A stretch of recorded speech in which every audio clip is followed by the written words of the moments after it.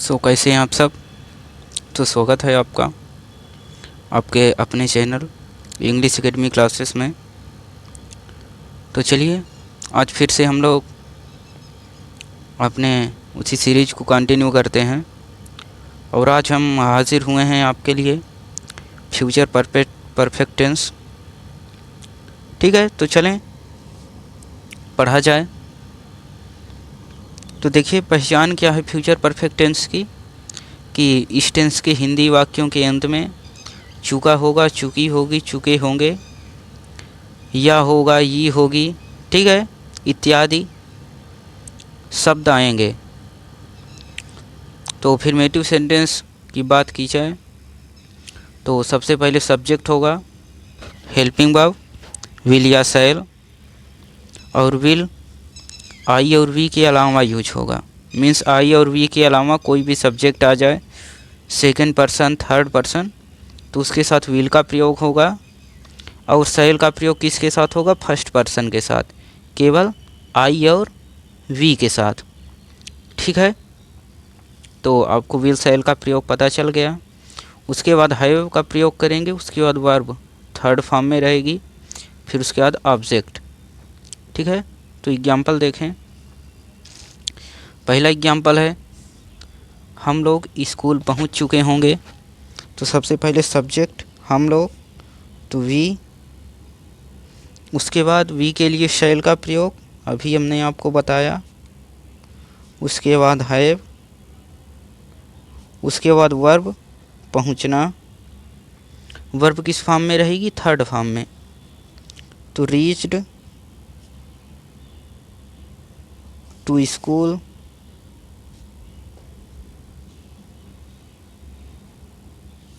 ठीक है। Next example देखें। बच्चे खेल चुके होंगे, तो द चिल्ड्रेन,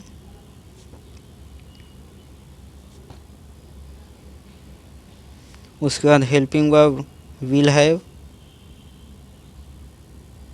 उसके बाद वर्ब किस फॉर्म में? थर्ड फॉर्म में। तो खेलना, प्ले, प्लेड, प्लेड।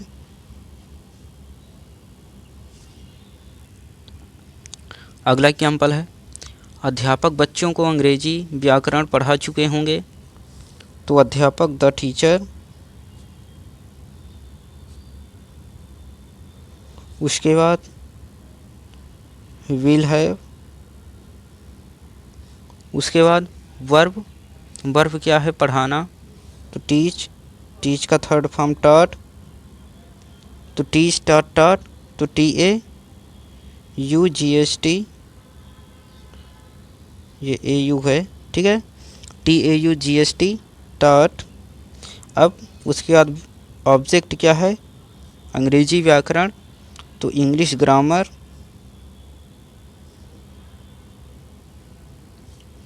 तो taught English grammar to the children.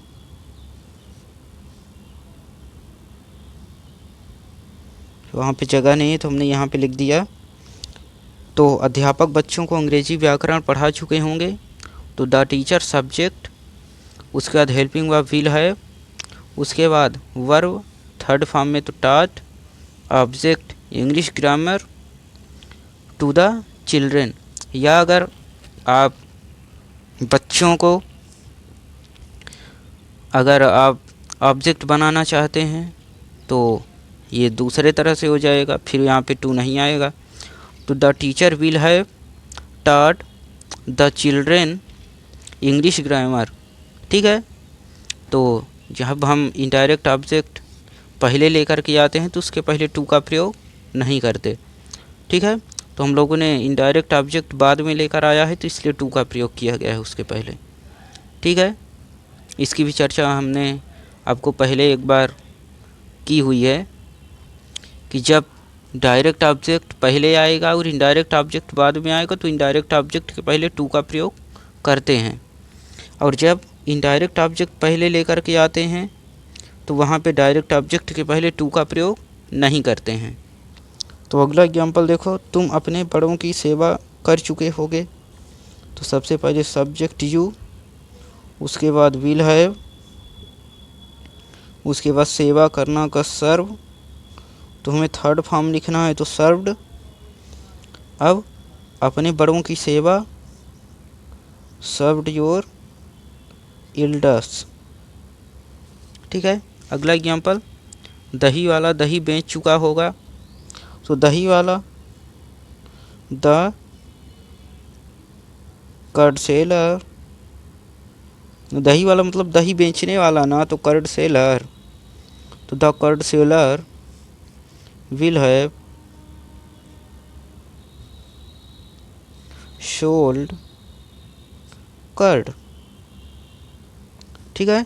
अगला एग्जाम्पल, मैं अपने कपड़े साफ कर चुका हूँगा, तो आई, अब आई के लिए शैल का प्रयोग करेंगे, क्योंकि आई और वी के साथ केवल शैल, बाकी सभी पर्सन के साथ विल का प्रयोग करेंगे, तो आई शैल हैव।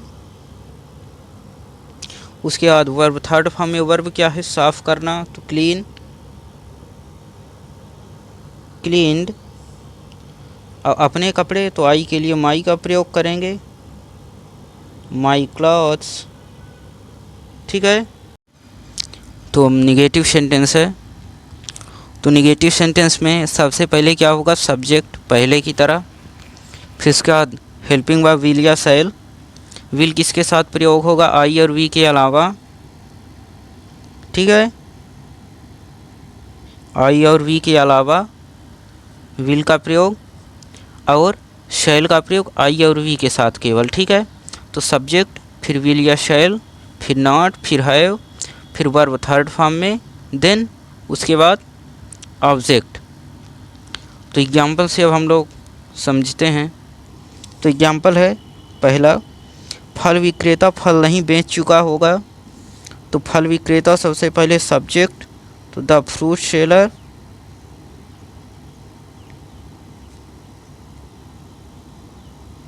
उसके बाद helping verb will not have,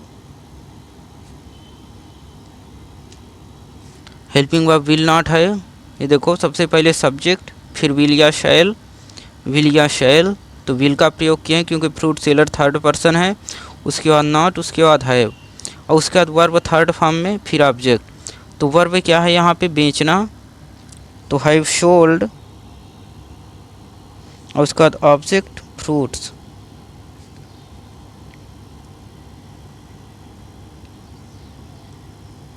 FRUITS। ठीक है, फ्रूट्स। अगला एग्जाम्पल देखो, हम लोग मेला नहीं देख चुके होंगे, सबसे पहले subject, we shall not have seen the fair. सबसे पहले सब्जेक्ट, उसके बाद विल या शैल, हेल्पिंग वर्ब, फिर नॉट, फिर हैव, फिर वर्ब देखना, तो सीन, उसके बाद ऑब्जेक्ट मेला, द फेयर। अगला एग्जाम्पल, चपरासी स्कूल में घंटी नहीं बजा चुका होगा, तो चपरासी पहले अंग्रेजी, तो द प्यून, उसके बाद विल नॉट हैव, उसके बाद वर्ब, वर्ब क्या है यहाँ पे, बजाना, तो रिंग रैंग रंग होता है, ऑब्जेक्ट घंटी है, तो रैंग द बेल, और उसके बाद अदर वर्ड में in the school.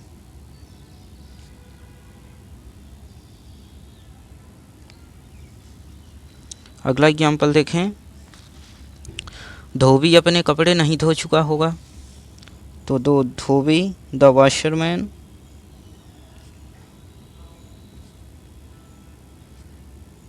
The washerman, उसके बाद will not have, helping verb, उसके बाद वर्ब धोना, तो वॉश, लेकिन हमें यहाँ पे थर्ड फॉर्म लेना है, तो वॉश्ड। अब अपने कपड़े, तो हिज क्लॉथ्स, क्योंकि ये मैस्कुलिन जेंडर थर्ड पर्सन है, थर्ड पर्सन मैस्कुलिन जेंडर के लिए हम हिज का प्रयोग करेंगे, और थर्ड पर्सन फेमिनिन जेंडर के लिए हर का प्रयोग करेंगे। ठीक है। तो वे सब मैदान में क्रिकेट खेल चुके होंगे, तो पहले वे सब की अंग्रेजी सब्जेक्ट, तो दे के लिए विल का प्रयोग करेंगे, उसके बाद नॉट, उसके बाद हैव, उसके बाद वर्ब। वर्ब क्या है? खेलना, तो प्लेड। उसके बाद the cricket object, cricket on the ground. ठीक है, यहाँ पे नहीं लिख लीजिए, वे सब मैदान में क्रिकेट नहीं खेल चुके होंगे, तो they will not have played the cricket on the ground. अगला सेंटेंस है इंट्रोगेटिव सेंटेंस, पहले की तरह। तो सबसे पहले WH वर्ड, फिर विल या शैल हेल्पिंग वर्ब, फिर सब्जेक्ट, फिर हैव, फिर वर्ब थर्ड फॉर्म, फिर ऑब्जेक्ट, फिर क्वेश्चन मार्क। ठीक है, तो विल का प्रयोग किसके साथ किया जाएगा? आई और वी के अलावा, एक्सेप्टिव इसके अलावा शैल का प्रयोग आई और वी के साथ। ठीक है, आई और वी के साथ शैल का प्रयोग आई और वी के अलावा जो भी सब्जेक्ट आएगा सेकेंड पर्सन या थर्ड पर्सन, तो आप सभी के साथ विल का प्रयोग करें। तो चलिए एग्जाम्पल देखें। आप लोग भी बीच में करने का प्रयास किया करें, वीडियो को पॉज कर लिया करें, और आप भी कोशिश किया करें कि हमसे कितना हो पा रहा है, क्योंकि जब तक आप करेंगे नहीं तो आपको समझ अच्छे से नहीं आएगा। ठीक है, सिर्फ आप वीडियो ही ना देखें, उसके साथ साथ आप लोग किया भी करें और इसका नोट्स भी बनाया करें। ठीक है, अभी हम टेंस के बाद अब इंटरचेंज, देन उसके बाद एक्टिव पैसिव, ठीक है, उसके बाद नरेशन वगैरह वगैरह का वीडियो लेकर के आते रहेंगे आपके लिए। ठीक है, तो चलें। सबसे पहला है, क्या रमेश अपने घर पहुंच चुका था? ठीक है, तो यहाँ पे हम लोग तो पढ़ रहे थे फ्यूचर परफेक्ट, लेकिन यहाँ पे वाक्य जो था करके आ गया था, मीन्स वो पास्ट परफेक्ट बन गया था, तो हम लोगों ने उसको करेक्ट कर लिया है। तो चलिए उसका अनुवाद किया जाए।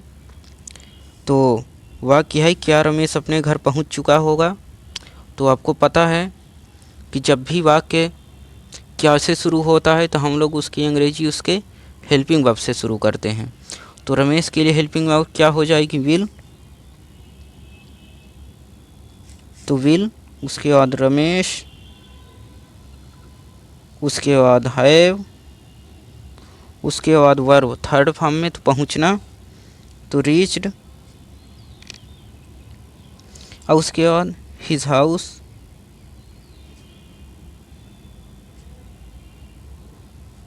Question mark. अगला एग्जाम्पल, क्या तुम अपना कार्य नहीं कर चुके होगे?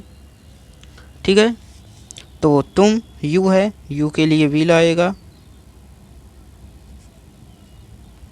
तो विल यू, और उसके बाद देखो नॉट आ गया है नहीं, तो सब्जेक्ट के बाद नॉट, उसके बाद हैव, उसके बाद वर्ब थर्ड फॉर्म, तो अपना कार्य करना, कार्य करना क्या होगा? डू डिड डन, तो डन हो जाए क्योंकि वर्ब यहाँ पे थर्ड फॉर्म में लेना है। तो will you not have done, अब अपना कार्य, तो यू के लिए किसका प्रयोग होता है? तो योर का, योर वर्क ऑब्जेक्ट हो गया। अगला एग्जाम्पल, हम सब कल स्कूल क्यों नहीं जा चुके होंगे? तो अब देखो क्वेश्चन वर्ड बीच में आ गया, तो सबसे पहले क्या करेंगे? क्वेश्चन वर्ड की अंग्रेजी लिखेंगे, तो व्हाई, और उसके बाद हम सब की अंग्रेजी वी के लिए हम किसका प्रयोग करेंगे हेल्पिंग वर्ब में? शैल का, तो व्हाई शैल वी, अब उसके बाद हैव, उसके बाद वर्ब थर्ड फॉर्म में, तो जाना, तो go went gone, have gone to school tomorrow.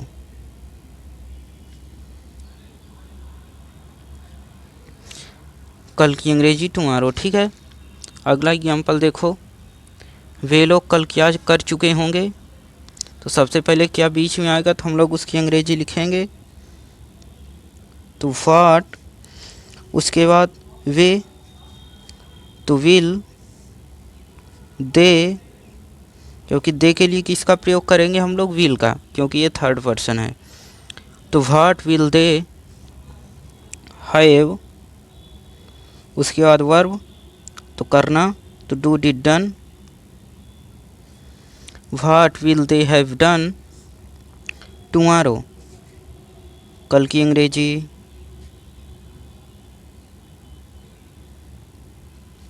अगला एग्जाम्पल देखो, मैं और तुम कल कहाँ जा चुके होंगे। तो सबसे पहले दो सब्जेक्ट आ गया, तो 231 आपको याद होगा, तो पहले सेकंड पर्सन, देन उसके बाद थर्ड पर्सन, तब फर्स्ट पर्सन। तो सेकंड पर्सन यू, एंड अब उसके बाद फर्स्ट पर्सन आई, ठीक है। शैल, क्योंकि आई के लिए अब हेल्पिंग वर्ब प्रयोग होगी ना, आई पहले है, तो यू एंड आई शैल। उसके बाद देखो हैव, उसके बाद वर्ब किस फॉर्म में होगी, थर्ड फॉर्म में, तो जाना, तो हैव गॉन टुमारो, ठीक है। तो कहाँ की अंग्रेजी, वेयर, सबसे पहले वेयर आएगा, उसके बाद शैल, और उसके बाद you and I have gone tomorrow. Interrogative सबसे पहले क्वेश्चन वर्ड, फिर उसके बाद विल या शैल, तब सब्जेक्ट, ठीक है। उसके बाद है, फिर उसके बाद वर्ब। तो अगला एग्जाम्पल देखो, बच्चे कल शोर क्यों मचा चुके होंगे। तो सबसे पहले क्यों की अंग्रेजी, वाई विल द चिल्ड्रेन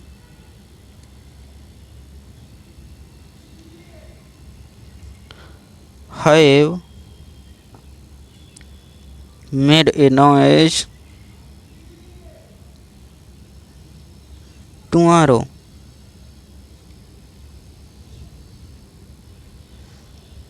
शोर मचाना का मेक ए नॉइस होता है, लेकिन make, made verb third form में लेना है, तो मेड ए नॉइस।